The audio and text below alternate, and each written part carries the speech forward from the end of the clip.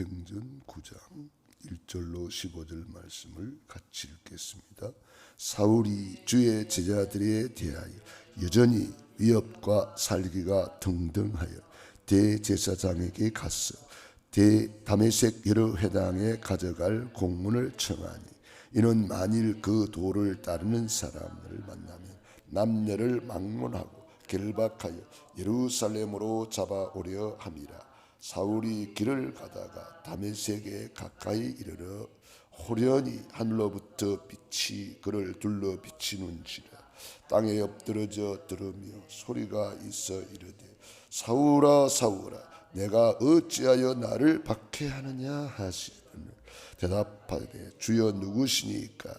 이르시되, 나는 내가 박해하는 예수라. 너는 이르라 시내로 들어가 내가 행할 것을 내게 이를 자가 있느니라 하시니, 같이 가던 사람들은 소리만 듣고 아무도 보지 못하여 말을 못하고 서 있더라. 사울이 땅에서 일어나 눈은 떴으나 아무것도 보지 못하고 사람의 손에 끌려 다메섹으로 들어갔어. 사흘 동안 보지 못하고 먹지도 마시지도 아니하니라. 그때에 다메섹에 아나니아라 하는 제자가 있더니 주께서 환상 중에 불러 이르되, 아나니아야. 대답하되, 주여 내가 여기 있나이다 하니, 주께서 이르시되, 일어나 직가로 하는 거리로 가서 유다의 집에서 다소 사람 사울이라는 사람을 찾으라. 그가 기도하는 중이라. 그가 아나니아라 하는 사람이 들어와 자기에게 안수하여 다시 보게 하는 것을 보았느니라 하시거늘. 아나니아가 대답하되, 주여 이 사람에 대하여 내가 여러 사람에게 듣사온즉 그가 예루살렘에서 주의 성도에게 적지 않은 해를 끼쳤다 하더니, 여기서도 주의 이름을 부르는 모든 사람을 결박할 고난을 대제사장들에게서 받았나이다 하거늘. 주께서 이르시되, 가라. 이 사람은 내 이름을 이방인과 임금들과 이스라엘 자손들에게 전하기 위하여 택한 나의 그릇이라. 아멘. 사도행전 9장 1절로 15절에 있는 말씀을 중심으로 교회사의 가장 큰 사건, 이러한 제목으로 은혜를 나누겠습니다. 여러분이 기도해 주셔서 네팔 단기 선교 잘 다녀와서 감사를 드립니다. 아마 지구상에서 가장 복음이 많이 지금 확산되고 있는 곳이 네팔이 아닌가, 그런 생각을 해봅니다. 마태복음 24장 14절의 말씀이 성취되고 있구나 하는 것을 느낄 정도로 복음을 잘 받고 복음이 확산되고 있는, 그러면서도 아주 우상이 가장 많은 나라, 또 이 네팔을 통해서 이제 석가모니가 태어난 나라이기도 하지만, 특별히 모든 그 우상의 발상지라고도 할 만큼 종교가 많고, 또 지금 이 시대에 명상운동이라든지 단전호흡이라든지 이런 여러 가지 그 3단체들이 하는 그런 운동의 발상지라고도 할 수가 있습니다. 이 흑암의 세력들이 네팔을 통해서 세계를 우상화시켜 나가고 있지만, 하나님의 계획은 네팔을 통해서 전 세계를 복음화하려는 계획을 가지고 하나님이 일하시는 것을 볼 수가 있었습니다. 오른쪽에는 가장 많은 인구를 가진 인도가 있습니다. 왼쪽은 중국이 있습니다. 가장 큰 나라가 오른쪽 왼쪽에 있습니다. 가운데 딱 중심을 잡고 있는 나라가 네팔입니다. 그리고 네팔 사람들은 인도에도 마음대로 들락달락하면서 활동할 수도 있고, 중국 거기도 왔다 갔다 할 수 있다고 그래요. 그런 정도로 하나님이 준비하고 계셨구나. 그래서 네팔에 있는 많은 사람들이 또 외국으로 일하러 가 있습니다. 그들을 통해서 세계 복음화의 문이 되고 길이 되고, 하나님이 또 거기에 소수 종족들이 많이 살고 있어요. 산 하나 넘으면 다른 종족이 살고 있습니다. 산 하나 넘으면 또 다른 종족이 살고 있습니다. 그래서 네팔 사람들끼리라도 말이 안 통하는 경우가 많다고 그래요. 그 정도로 종족이 다르기 때문에 언어도 다를 수밖에 없죠.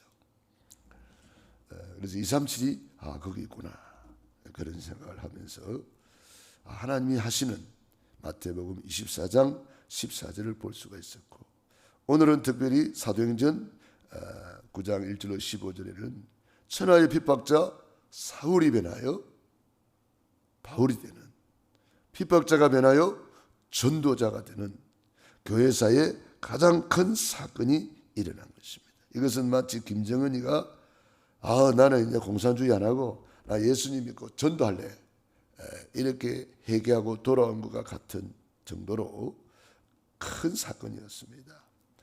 이렇게 사울이 그 많은 지역을 놔두고 왜 다메섹에 와서 고꾸라졌을까요?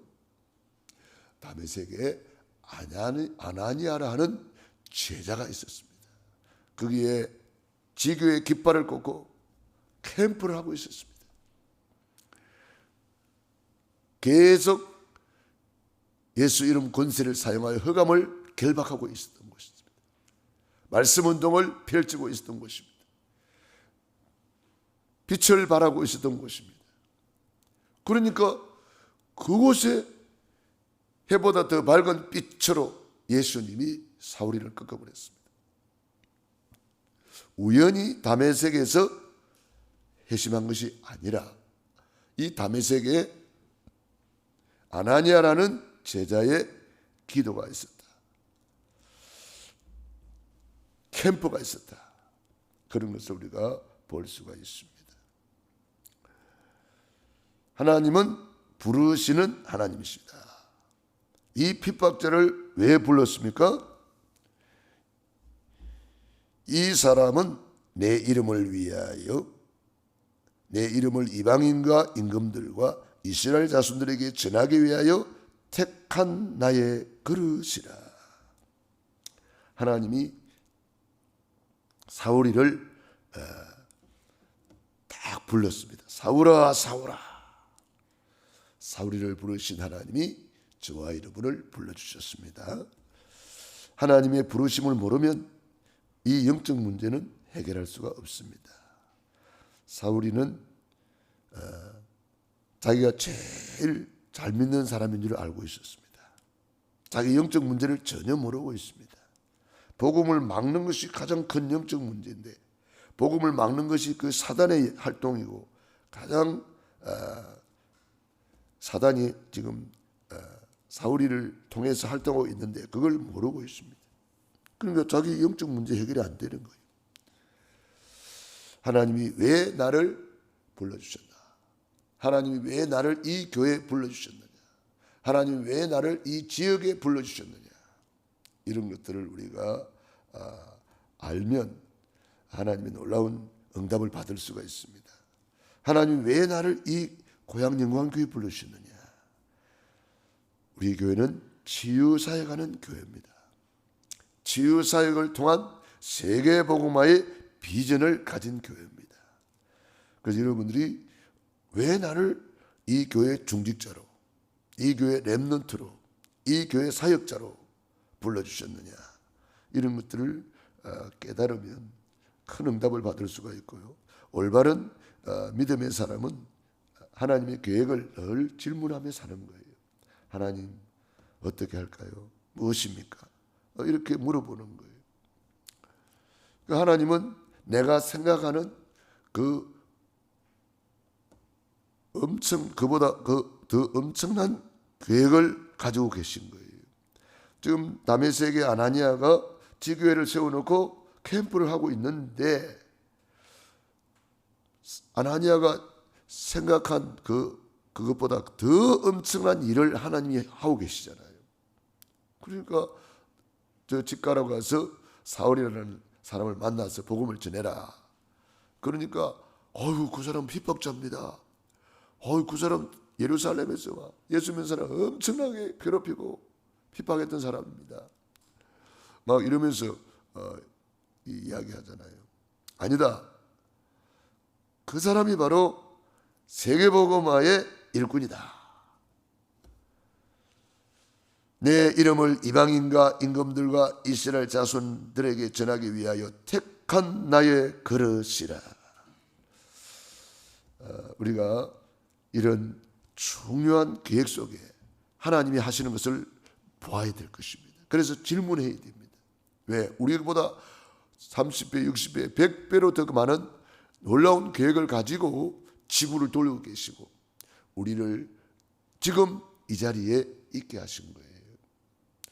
그렇기 때문에 하나님이 나를 향한 놀라운 계획, 그것을 우리가 늘 질문하면서 하나님이 주신 발판 10가지 나의 배경을 우리가 먼저 누려야 되겠습니다. 하나님의 절대 주권을 믿고 우리가 발판 삼아야 됩니다. 절대로 흔들리지 않는 발판 10가지. 하나님의 절대 주권을 믿는 것이 중요합니다. 참새 한 마리도 누구 손에 있나요? 하나님의 손에 있잖아요. 머리카락도 하나님이 세우고 계신다 그런 거죠. 그러니까 일거수일투족 모든 것을 우리는 하나님의 절대 주권을 가지고 볼 수 있다면 하나님의 놀라운 이 발판을 우리가 누릴 수가 있습니다. 하나님의 절대 주권. 다윗이 고백했잖아요. 부와 기가 주께로 말미암고 낮게 되는 것 높게 되는 것 다 여호와의 손에 있나이다. 이 하나님의 절대 주권을 믿으면 어제 우리 말씀 받은 것처럼 바울이 얼마나 여유가 있습니까? 3,000명 4,000명 군사를 풀어가지고 사울이 다윗 죽이려고 막 쫓아다니는데도 다윗은 그때 시편 23편을 고백했어요. 여호와는 나의 목자시니 내게 부족함이 없으리로다. 그가 나를 푸른 초장에 누이시며 실만한 물가로 인도하시는도다. 내가 사망의 엄청한 골짜기로 다닐지라도 해를 두려야 되는 것은 주께서 나와 함께 하심이라. 주의 지팡이와 막대기가 나를 안위하시나이다. 주께서 기름을 내 머리에 부으셨으니 내 잔이 넘치나이다. 현실은 그렇지 않아요. 지금 밥도 못 먹고 잠도 제대로 못 자고 막 도망 다니고 있어요. 그러나 다윗은 그 내 현실의 한계를 뛰어넘고 하나님의 절대 주권을 고백하고 누리고 있는 거예요. 현실을 고백하면 안 됩니다. 현실보다 더 정확하게 내 안에 나와 함께 하시는 그 하나님의 절대 주권을 고백한 다윗은 그 고백대로 된 줄로 믿습니다. 우리가 고백 선포대로 됩니다. 그렇기 때문에 언약을 잡아야 되는 거예요. 언약을 못 잡으면 현실을 붙잡게 되고 그만 나도 모르게 현실에 빠져들어가는 거예요. 풍랑이 부는 바다 위를 주님께서 오라 그러니까 바다 위를 걸어갔습니다. 베드로가 예수님 바라볼 때는 바다 위를 걸어갔습니다. 그런데 풍랑이 불어오는 것을 보고 풍랑을 바라볼 때에 베드로는 바다 풍랑에 그냥 빠져들어갔습니다. 그때 베드로가 깜짝 놀라가지고 주여 주여 저를 도와주세요. 저를 구원해 주세요. 예수님께서 발을 붙잡고 두려워 말라. 예수님 바라볼 때는 물 위를 걸어갔습니다. 풍랑을 바라볼 때 풍랑 속에 빠져들어갑니다. 꼭 기억하시고 우리 평생의 믿음의 주여 또 온전케 하시는 이 예수님을 바라보라. 예수님이 역사의 주인공이다. 예수님이 내 인생의 주인공이다. 예수님이 지금 나와 함께 나를 인도하고 계신다.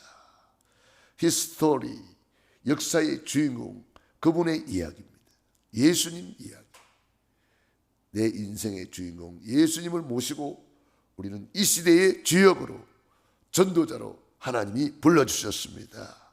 그 성령님은 영원토록 나와 함께 하시는데, 그분은 눈에 보이지는 분이 아니에요.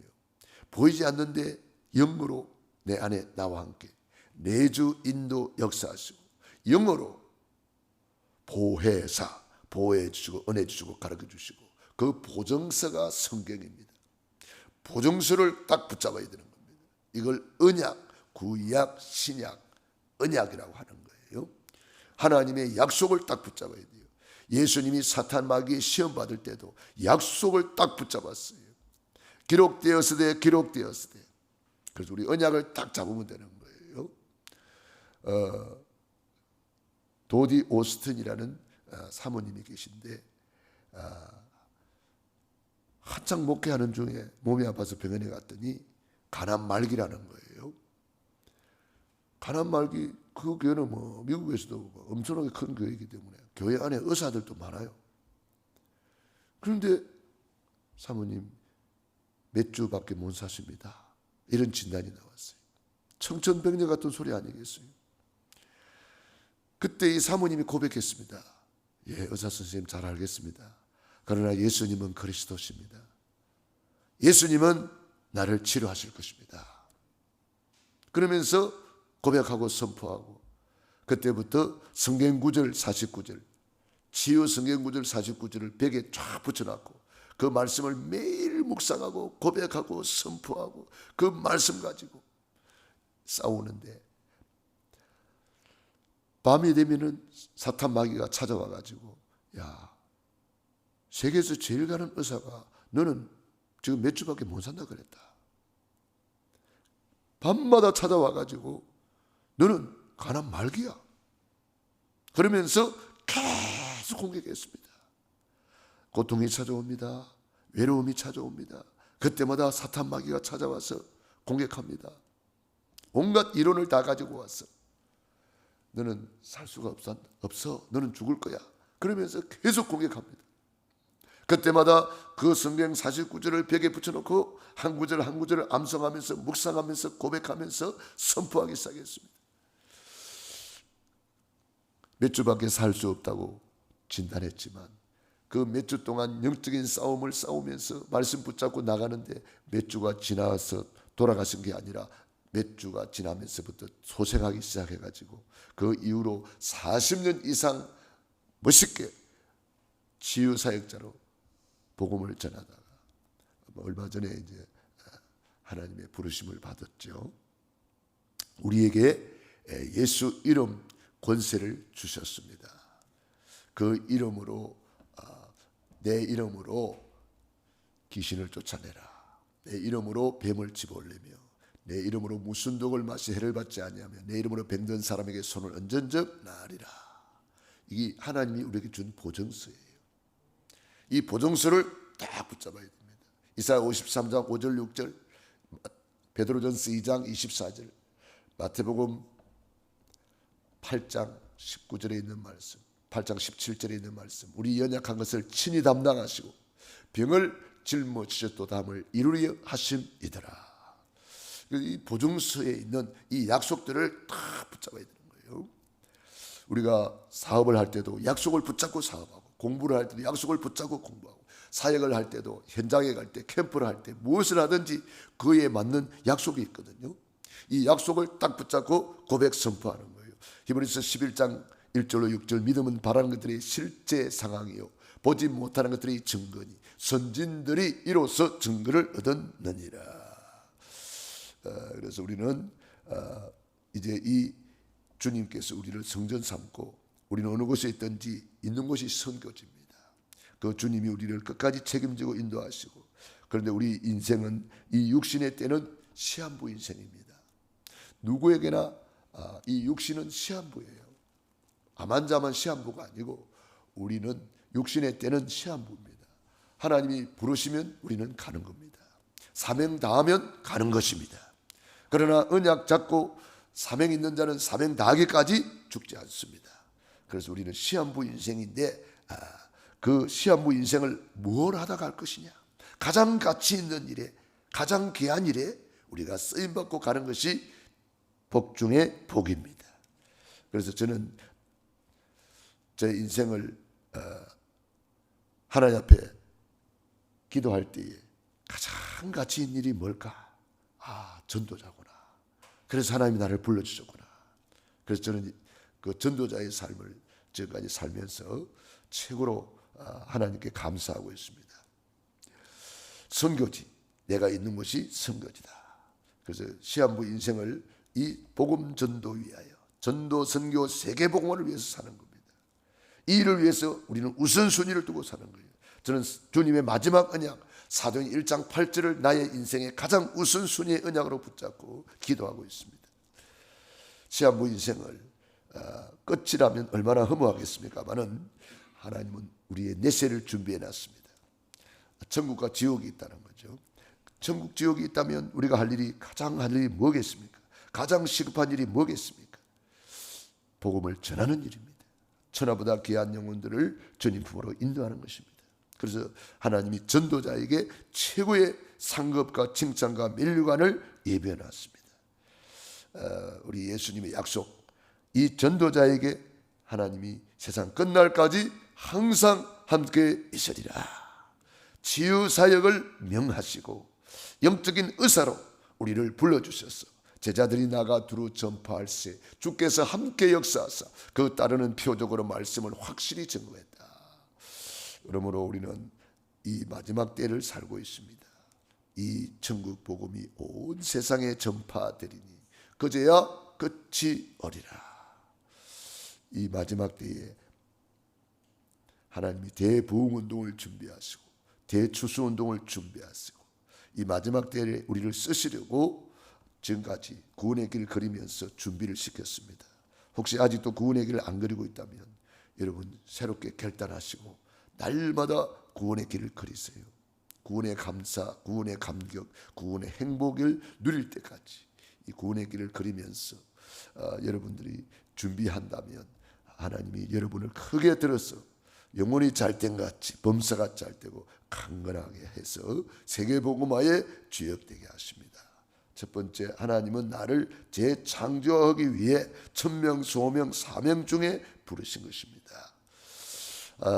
저와 여러분은 창세기 3장으로 전적 타락, 완전 타락한 존재라고 볼 수가 있습니다. 모든 사람이 죄를 범하였으니 하나님의 영광에 이르지 못하더라. 의는 없나니 하나도 없다 그랬거든요. 그래서 주님이 나를 왜 불러주느냐. 지금 사울이의 모습은 저와 여러분의 모습이에요. 복음을 반대하고 거부하고 내가 주인 되어가지고 살아왔단 말이에요. 창세기 3장 근본 문제 속에 창세기 6장 육체가 되어서 돈돈하며 살아왔습니다. 창세기 11장 하나님 없는 성공을 향하여 바벨탑을 쌓고 있는 그런 삶을 살아온 거예요. 그 결과 불신자 상태 6가지, 영적 문제, 우상 문제, 정신 문제, 육신 문제, 내세 문제, 후손 문제까지 우리는 전적인 타락 속에 사주팔자 운명에 묶여서 멸망받을 수밖에 없었는데 이런 나를 재창조하신 거예요. 고린도후서 5장 17절 누구든지 그리스도 안에 있으면 새로운 피조물이라 이전 것은 지나갔으니 보라 새 것이 되었도다. 언약 딱 잡아야 되는 거예요. 영접하는 자 곧 그 이름을 믿는 자들에게 하나님의 자녀가 되는 권세를 주셨다. 하나님의 자녀로서의 이제는 언약을 딱 붙잡고 사울이를 부르신 하나님이 나를 재창조하기 위해 부르셨다. 천명, 소명, 사명 중에 부르신 것이다. 이방인을 위한 택한 나의 그릇이다. 전도, 선교, 세계복음화 때문에 하나님이 나를 불러주셨다. 이 사울이는 핍박하면서 스데반의 메시지를 들었습니다. 스데반을 죽이는데 앞장서는데 그 스데반이 왜 돌맞아 가면서도 복음을 전했는지 이유가 여기 나오는 거예요. 돌맞아 가면서 왜 스데반 집사님이 복음을 전했느냐? 지상 최대의 메시지를 전할 수밖에 없었느냐? 그 순간이 아니면 사울이는 복음을 들을 수가 없어요. 그 순간이 아니면 사울이는 복음을 들을 수가 없어요. 그래서 하나님은 스데반을 선교하도록 허락을 해준 거예요. 지상 최대의 메시지, 지상 최대의 핍박 속에 지상 최대의 메시지를 전달했는데, 그때에 이 사울이가 복음을 들은 거예요. 그 마음속에 계속 갈등이 일어났습니다. 그 갈등을 이기고자 그는 더욱더 핍박자가 되어서 다메섹에까지 가는 공문을 받아가지고 지금 핍박하러 가다가 해보다 더 밝은 빛으로 주님이 사울아 사울아 부르신 것입니다. 사울이는 누구십니까? 나는 네가 핍박하는 예수니라. 얼마나 큰 충격이겠습니까? 스데반 집사님이 갑자기 생각이 났습니다. 그러면 스데반 집사님의 말이 맞는 거네. 내가 왜 이런 인생이 되었나? 내가 어쩌다가 이런 핍박자가 되었어? 복음을 막는데 앞장을 서왔습니다. 3일 동안 금식하면서 회개했습니다. 가장 빠른 지름길이 있다면 회개하는 것입니다. 3일 동안 먹지도 않고 하나님 앞에 눈물로 회개했습니다. 이때에 다메섹의 아나니아라는 사람에게 성령님이 말씀했습니다. 집가라 가서 사울이라는 다수의 사람 사울이를 찾아라. 그에게 복음을 전해라. 그래서 가서 복음을 전했더니 사울이가 완전 일중시어 자리에 엎드려 버쳐 무릎을 꿇고 복음을 받고 사울이 변하여 바울이 되었습니다. 바울이 복음을 깨닫고 보니까 이 예수님이 그리스도라고 복음을 전하기 시작했습니다. 22절에 사울은 힘을 더 얻어 예수 그리스도를 주라, 예수를 그리스도라 증언하여 다메섹에 사는 유대인들을 당혹하게 하니라. 사울이는 드디어 바울이 되는, 핍박자가 변하여 전도자가 되는 그런 응답을 받게 되었고, 내가 예수님 믿고 구원받은 것을 생각하니까 이 구원은 창세전에 계획된 것을 깨닫게 되었어요. 그래서 창세전에 하나님이 나를 선택해 주셨구나. 그걸 깨닫고 에베소서 1장 3절에 찬송하리로다. 창세전에 그리스도 안에서 나를 예정하시고 선택하여 주셨구나. 찬송하리로다. 그러면서 놀라운 구원의 감사, 구원의 감격을 찬양하면서 에베소서를 기록하고 있습니다. 두 번째, 나라와 가문의 운명을 바꾸는 사명자로 부름받은 그릇이다. 그래서 바울은 말했습니다. 내 골육 친척들이 구원을 받기 위해서 그는 모든 것을 내려놓았다. 모든 것을 바쳐서라도 내 이름이 생명책에서 지어질지라도 골육 친척이, 유대인들이 하나님 보러 돌아오기를 원한다 하고 할 만큼 간절히 나라와 가문과 운명을 바꾸기 위해서 기도했습니다. 이스라엘 자손을 위하여 택한 나의 그릇이라. 그리스도로 완전히 답을 내면 가문과 현장에 빛이 비춰지는 것입니다. 사울이는 바울이 되었어.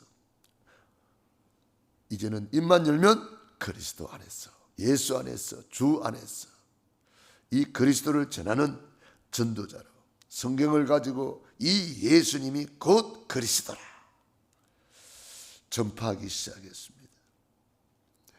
가는 곳곳마다 핍박이 따라왔습니다. 그때 고백했습니다. 나의 달려갈 길과 주 예수께 받은 사명 곧 하나님의 은혜의 복음을 증거한 일을 마치려 하면은 나의 생명조차도 조금도 귀한 것으로 여기지 아니하노라. 사도행전 20장 24절의 고백입니다. 많은 사람들이 예루살렘에 올라가면 너 죽는다 가지 마라. 막 전도자들이 와서 말렸습니다.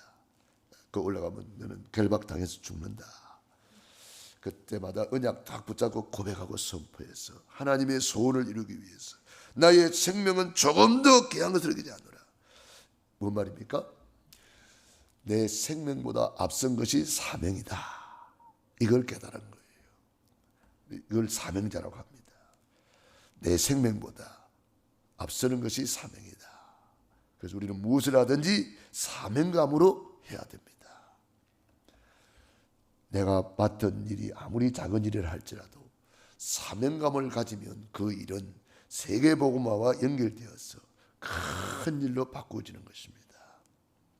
사명감을 가지고 기도하고 사명감을 가지고 받은 직분 감당하고 사명감을 가지고 찬양대에 서고 사명감을 가지고 구역장의 역할을 하고 사명감을 가지고 지역마다 살리는 캠프의 운동을 일으켜야 되고 교회 와서 예배 드릴 때에도 무엇을 하든지 이 사명감을 가지고 하는 사람은 다릅니다. 주인의식을 딱 가지는 거예요. 손님으로 왔다 갔다 하는 게 아니라 사명감을 가졌다는 것은 주인의식을 가진 거예요. 그래서 내 교회관에 뿌리를 내렸어. 주인의식을 가지면 이 교회가 다르게 보일 것입니다. 그래서 저와 여러분은 무엇을 하든지 사명감을 가지고 주인의식을 가지고 일해라. 세 번째, 왕들 앞에 세워 세계 살리기 위해서 부르셨다. 성경에 부름받은 렘넌트들이 전부 다 왕들 앞에 섰잖아요. 그래서 왕들을 변화시키고 왕들을 움직인 사람들입니다. 요셉이 노예로 갔지만 왕을 움직인 사람, 모세가 양자로 갔지만 왕을 움직이는 사람, 바로 왕을 꺾고 출애굽한 사람, 사무엘이 왕을 세운 사람, 사울 왕을 세우고 다윗 왕을 세우고 어릴 때부터 사무엘은 성전에서 자랐습니다. 어제 우리 렘넌트 수련회가 있었죠. 우리 렘넌트들이 자꾸 교회에 와서 살도록 교회로 불러내야 됩니다. 사무엘이 어릴 때에 교회에서 언약궤 옆에서 잠을 자다가 하나님의 음성을 들었습니다. 교회에서 하나님의 음성을 듣는 거예요. 사무엘아 사무엘아, 그때 부름받은 거예요. 다윗이 왕을 상대하다가 자기가 왕이 되었어요. 바울이 재판받으러 가면서 많은 정치인들을 만나고 왕을 만나서 복음을 전했습니다. 저와 여러분을 왜 불러주셨느냐? 이 시대에 왕같은 제사장으로 우리를 축복하셔서 이 시대에 많은 사람들을 살리라고 불러주신 줄로 믿습니다. 우리 렘넌트들을 왜 불러주셨느냐? 우리 렘넌트들이야말로 왕을 상대하는 사람들이다. 왕같은 제사장들이다. 이렇게 언약을 잡으면 제대로 언약 잡은 거예요. 네 번째, 바울이 깨달은 복음, 그리스도 안에서. 바울 서신을 읽어보면 가장 많이 기록되어 있는 하나님의 그 성경 구절이 그리스도 안에서, 이걸 바울이 깨달은 거예요. 그리스도 안에서 새로운 피조물이다. 그리스도 안에서 나는 죽었고 내 안에 그리스도께서 사신다. 그리스도 안에 모든 지혜, 지식, 보화가 감춰져 있다. 그리스도 안에서 나는 모든 것을 할 수 있느니라. 그리스도 안에서 나의 하나님이 모든 필요를 채워주신다. 자, 그리스도 안에서 이걸 깨달았으면은 최고로 커서 깨달은 거예요. 이 말은 무슨 말입니까? 그리스도 안에 있는 모든 이 약속이 내 거구나. 이거 깨달은 거예요. 그리스도 안에 있는 모든 것이 내 거구나. 그래서 여러분이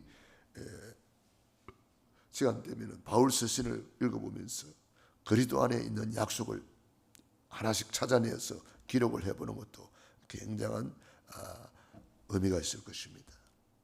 그리스도 안에 있는 이것이 다 내 거다. 그리스도 안에 있는 이 약속이 내 거다.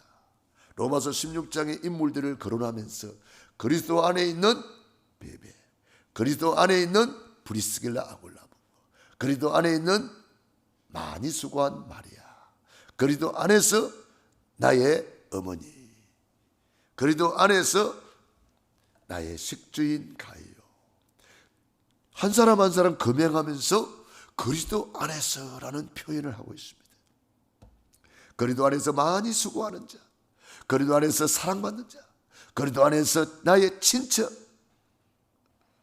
그리스도 안에서 나의 보호자, 그리스도 안에 있는 나의 동력자, 그리스도 안에서라는 표현을 꼭 기록을 하고 직분을 이야기하는 거예요. 나의 보호자였다, 나의 동력자였다, 나의 식주인이었다, 사랑받는 자, 인정받는 자, 수고하는 자. 직분의 중요성을 그리스도 안에서 받은 직분이기 때문입니다. 그래서 저와 여러분이 최고의 직분을 받았다. 이 언약을 딱 붙잡아야 되겠습니다. 그리스도 안에서 나는 새로운 피조물이다.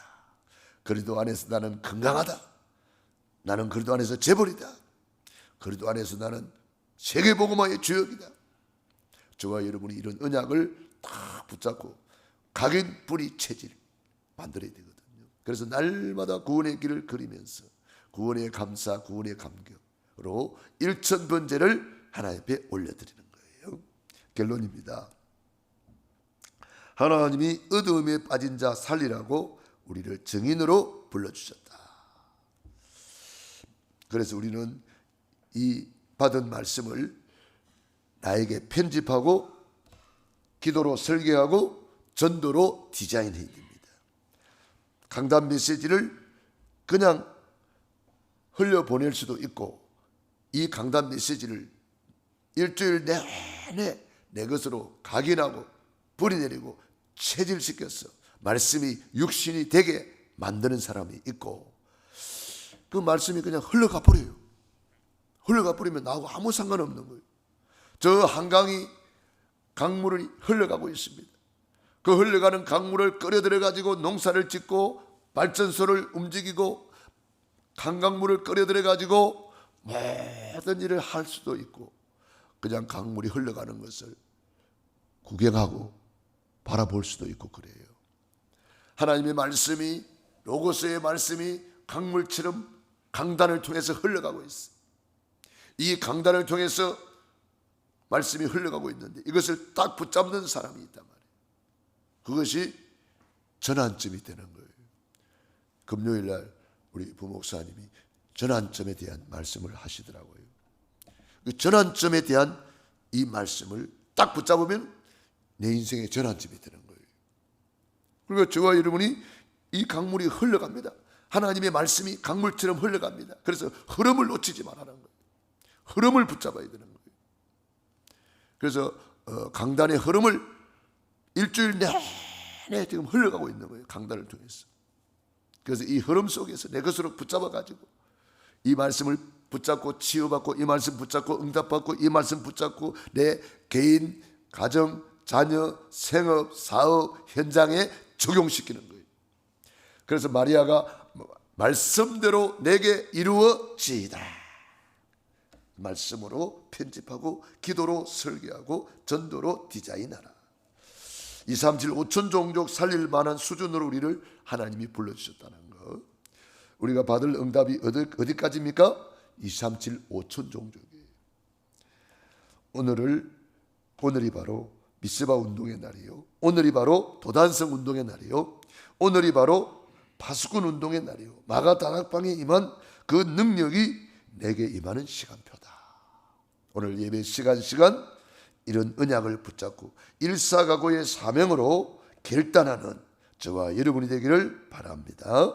기도하겠습니다. 하나님 우리 아버지 감사합니다. 40일 집중하며 기도하고 하나님 앞에 소원을 담고 예물 드립니다. 남성일 장로님, 전종옥 목사님 15번째 40일 집중 예물 드리오니 주님이 연락하여 주시고 세계의 복음화에 증거 있는 예물이 되게 하옵소서.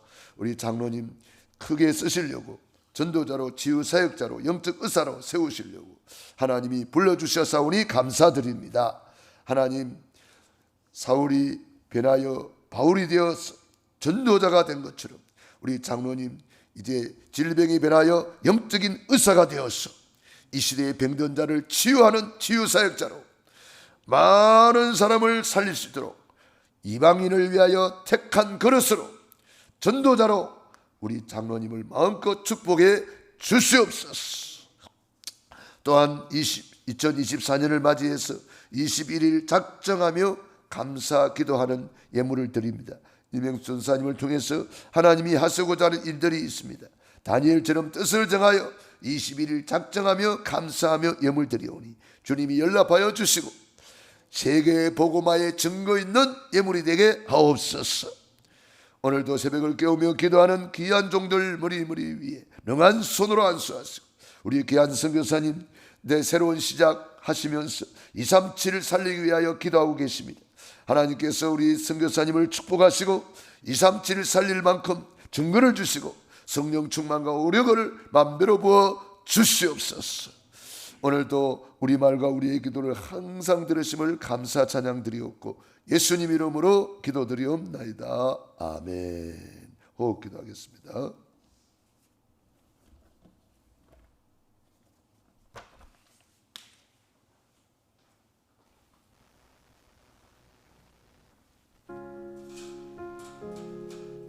전도자의 삶 62가지 10분 묵상 기도문.